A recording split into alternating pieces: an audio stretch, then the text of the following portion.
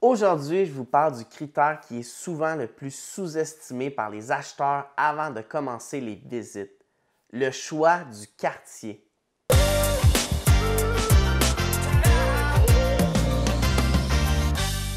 Donc, quand on commence nos visites, oui, on connaît un peu les villes, on sait où est-ce qu'on veut aller. Par contre, souvent, ce qui est sous-estimé, c'est le choix du quartier. On a quelques questions super importantes à se poser et c'est ce qu'on va regarder ensemble aujourd'hui. Mais avant tout, likez cette vidéo et abonnez-vous à ma chaîne YouTube. La première question qu'on devrait se poser, c'est dans quel genre de quartier est-ce que vous aimeriez habiter? Donc, c'est super important parce qu'on a certains quartiers où ça va être plus des projets neufs, des plus vieilles maisons, des plus grands terrains, des maisons peut-être qui sont plus rapprochées. Donc ça, c'est vraiment une bonne question à se poser. Quel genre de quartier est-ce qu'on veut habiter? Est-ce qu'il y a des parcs qui sont près? Est-ce que c'est très familial? Donc, à regarder quel genre de quartier. Deuxième question. Est-ce que le quartier facilite mes déplacements pour mon travail, pour la garderie, pour les écoles?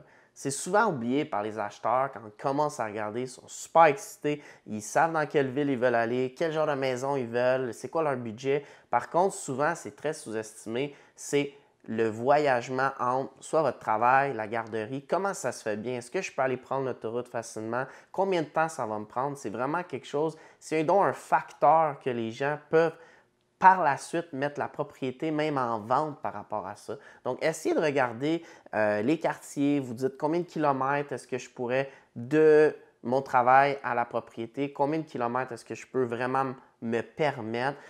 C'est vraiment important de regarder ça avant de choisir un quartier. Troisième question, les services à proximité. Les épiceries, les écoles, les parcs, la garderie, on en a parlé tantôt.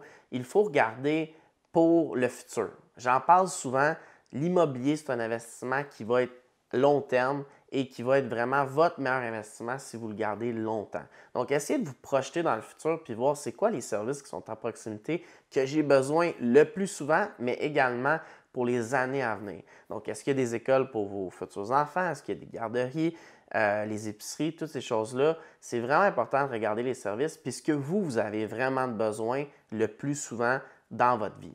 Et pour terminer, la question très importante qu'on devrait également se poser, c'est comment est-ce que ce quartier-là va se développer dans les prochaines années? Donc oui, on a parlé de quartier de projet neuf qui est super intéressant parce que ces quartiers-là vont continuer de prendre la valeur. Par contre, ça vient également avec la construction, la terre, du bruit. Est-ce que vous êtes capable de prendre ça pour les prochaines années? Vous devez garder tout ça en considération. Est-ce que vous voulez aller dans un quartier que les maisons sont peut-être un peu plus vieilles, mais qui se mettent moins souvent en vente? Ce qui veut dire que les gens y sont bien.